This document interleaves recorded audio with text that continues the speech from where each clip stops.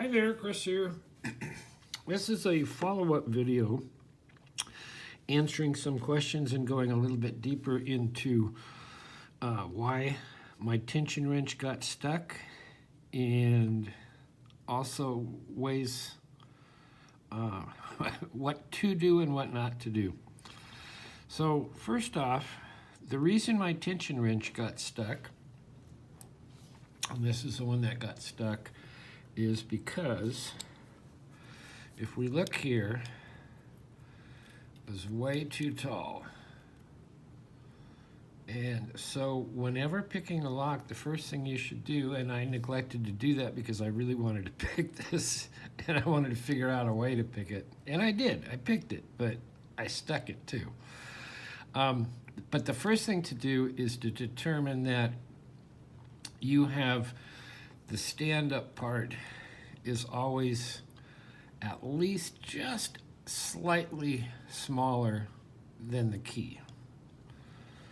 On the other side of that, if you use a tension wrench, get it there. If you use a tension wrench that is too small for a key, like here, it may not fully throw the bolt. It may pick the lock, but not fully throw the bolt. And when that happens, this will just pass all the way around. And that's a good thing.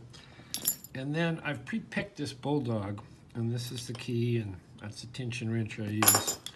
And you can just reach in with your little pick wire all the way to the back and find that bolt, he said, and just pick that bolt over closed, or all the way open, and then you're in.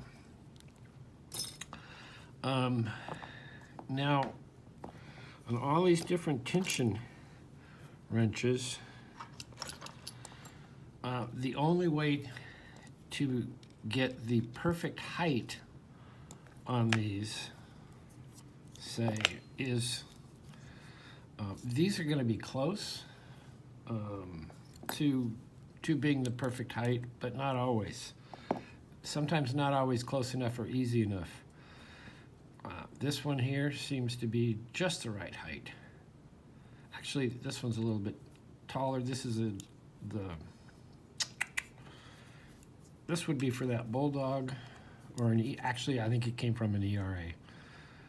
But the way to get the perfect height is, of course, use the key, a second key for that lock.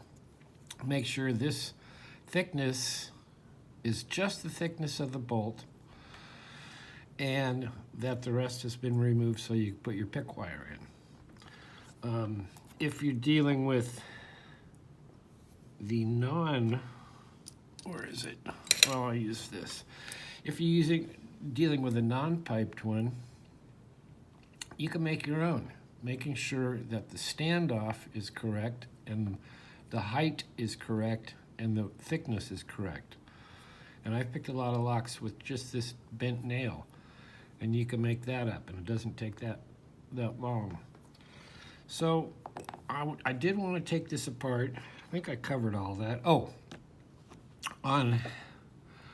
let's see, Coxie mentioned that sometimes if you have a lock without a key and you get your tension wrench stuck in it, you can pick it closed.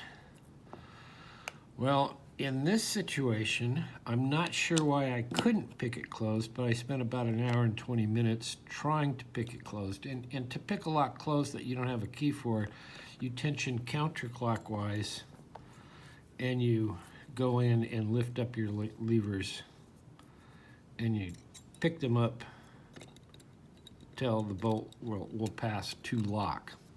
I was not able to do that with this one. Not completely sure why, but part of it may have been that these are so tight in here. And there's something about this spacer. Because sometimes when this is all put back together, now it's kind of hard to show without the cover.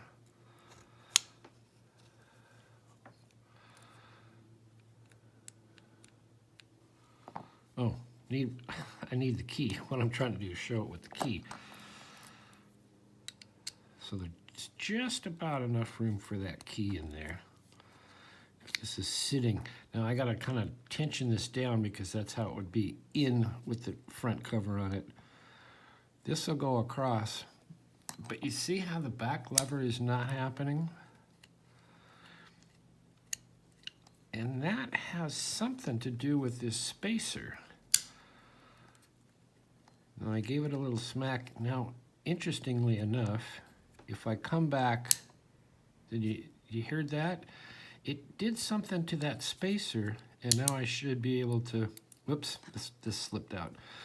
I should be able to go across. Nope. I guess I have to hold it. There we go. No, see it, now it's not doing it. When I first put this together, it worked fine. Well, we're going to take it apart and we're going to take a look at that spacer. It's funny, I can't get it to work for you. Okay.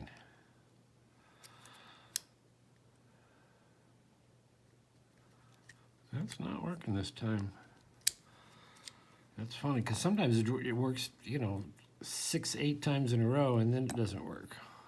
And it does have something to do with that spacer, so we'll take these out. We'll try it. I'm taking out one. And it's almost gone. I'm going to give that little click there, and I bet it goes this time. No.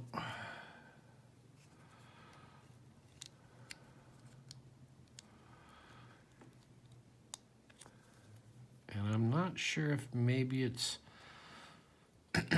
because this is not sitting down where it would normally sit down. And there we go. It has to do with this sitting down totally where it's supposed to.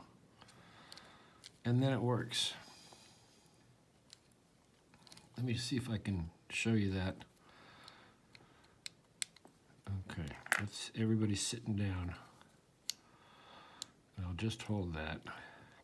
And we go over, you see? And see how this spacer moves as well? If we look in here, if I had a flashlight somewhere. Oh, right in front of me. We're gonna try and look down there. The key actually works on that spacer, I believe. We're going to take this, oops. We're going to take this apart and see very carefully. I have to relieve the pressure to get these out.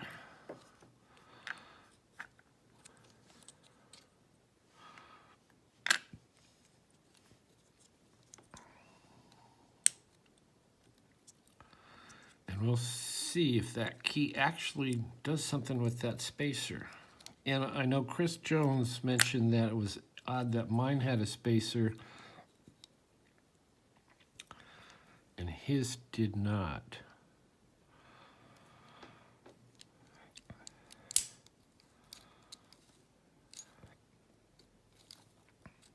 Now it goes fine.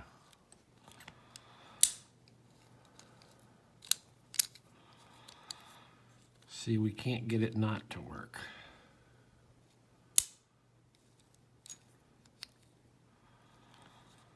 So, we'll take this last one off.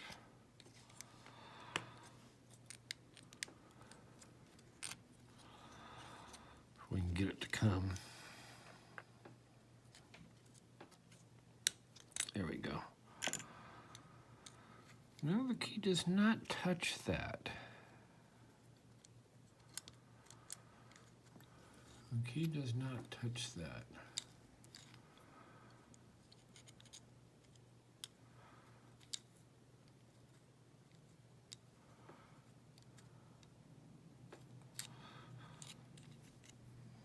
I'm going to flip it upside down. I know I did mark it, put a witness mark on it so that I know how it actually goes.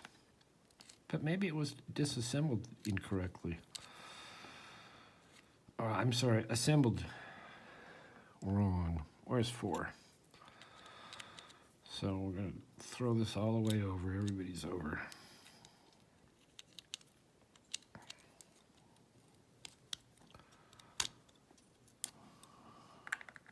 4, 3. We'll try it with just 2 here.